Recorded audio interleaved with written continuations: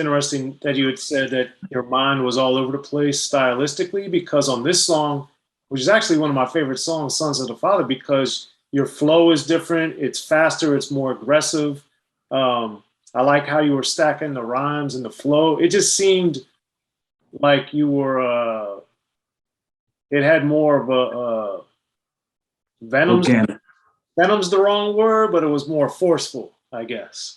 Yeah, it was, and I get that. It was. That the one funny thing is, I used to follow the aesthetic of the music. And if you listen to most of the music that we were rapping on, like In Control of Things, smooth, Master Plan, smooth, with a little edginess. I'm Working, smooth, Sons of the Father, you know. Right. So I took to trying to give whatever energy I was getting from the music back to the music. Yeah.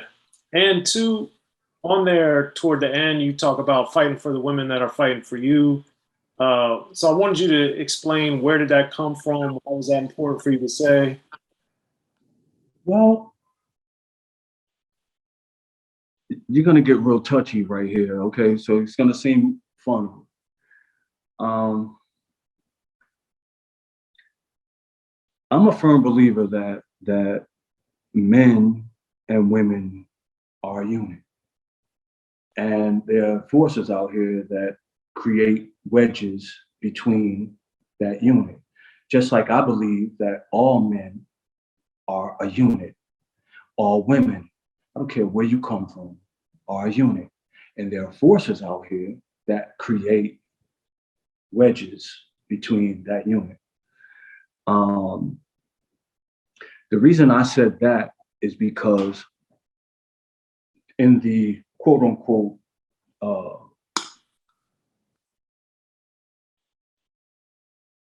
Black and brown communities, you always get these sayings that, you know, Black men don't take care of their families, and I mean, you know, like these age-old adages that don't really add up to me, you know, because most of this stuff is just, you know, some fabrication that stuck, and then people start saying, "Oh man, y'all ain't shit." Well, after a while, you get enough people saying that, and people start to believe it. Just like, and I don't want you to take this the wrong way. I'm just going to tell you how I feel about it, because I feel like all men are equal, okay? But there's no such thing as a white man. There's no such thing as a Black man. There's no such thing. Now, I've seen some people come pretty close to Black. And I seen one albino dude who actually did kind of look like his skin was literally like that. But this whole white Black thing was the same wedge that they've been trying to use, just like with the, you know, politics, men and women, you know, the whole Black feminist movement was to think of what it's done to us.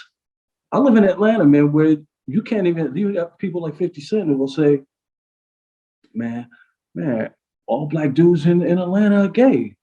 And I'm like thinking, yo, how big of an insult is that? I live in Atlanta, bro, and I'm not gay at all.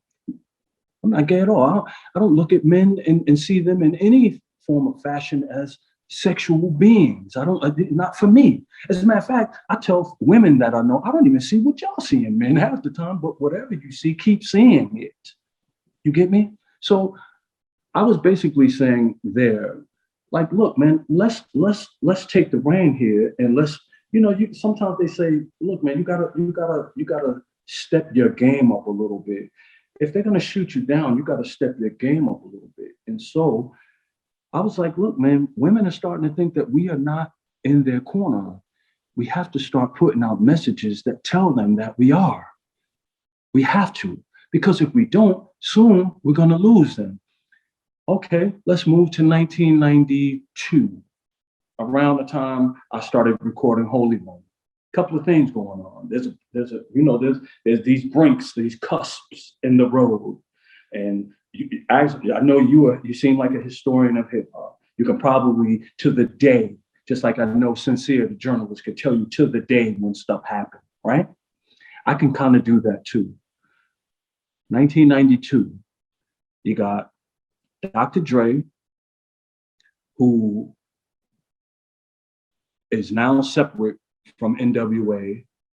with a gun to his head on the cover of The Source. And mind you, my office is in the same building as The Source.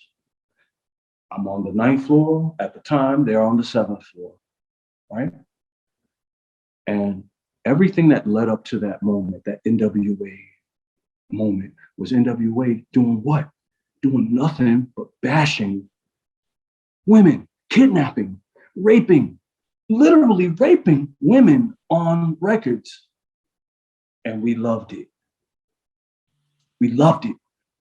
To this day, you know, we look at those records and we say, man, N.W.A. is revolutionary. I agree. They were revolutionary. Were they always positive? No. No. Was I always positive? No. Is life always positive? No. So I think the balance of it should be there. But here's the thing. Where was the balance when it came to them? What do you mean? Can you think? Meaning it was all rape and pillage. Well, I wouldn't say that. They had When it came to women, it was, give me one record that N.W.A. mentioned women and it wasn't rape and pillage. Yeah, well, N.W.A., yes. They were very one-sided when it came to how they treated women. Yes. Very Okay. That was all by design to me. Now, mind you, I'm a young businessman in the thick of things right now, watching music change and being a part of that change, right? And what happens?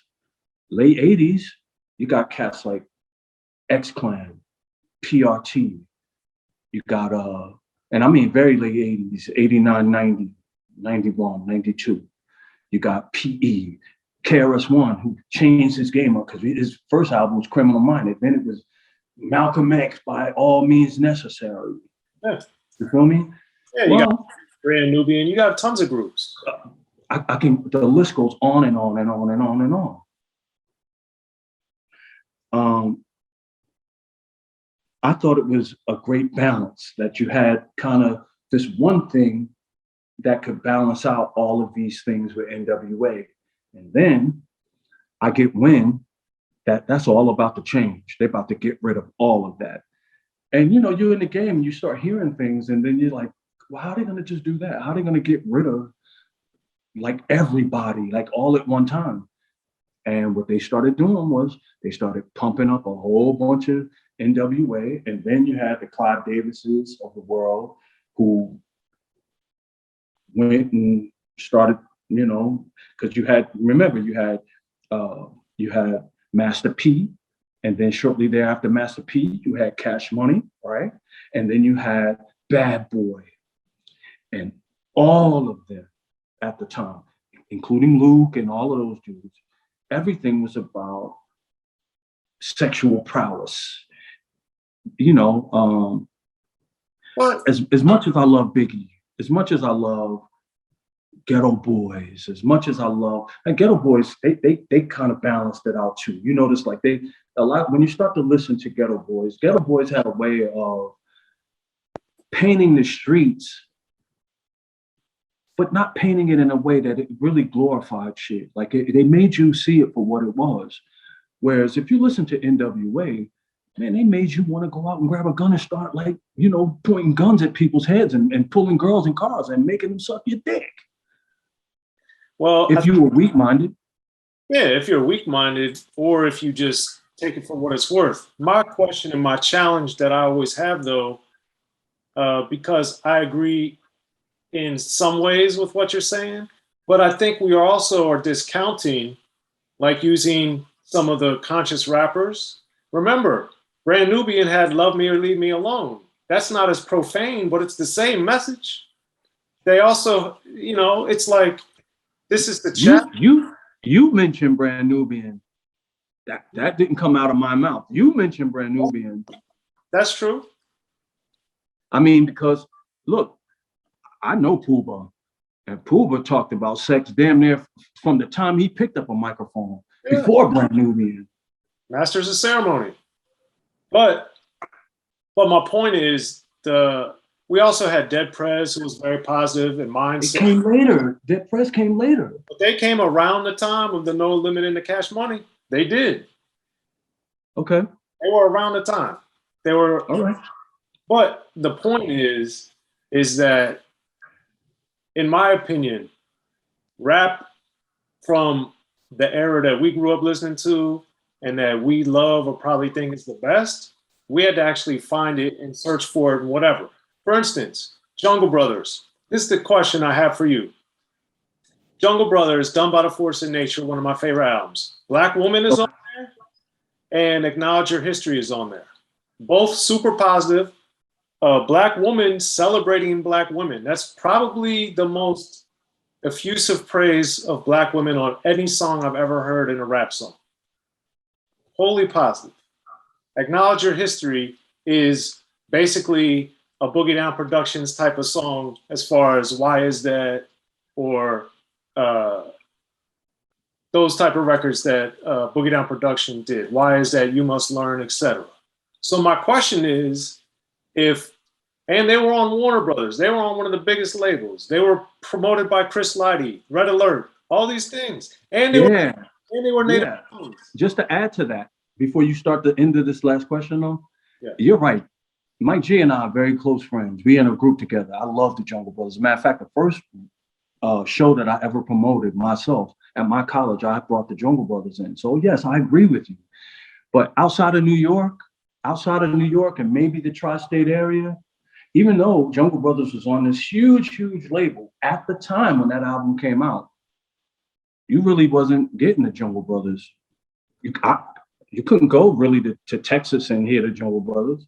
No, you couldn't go even to California and hear the Jungle Brothers at the time. They came, people started to catch on to them later. But anyway,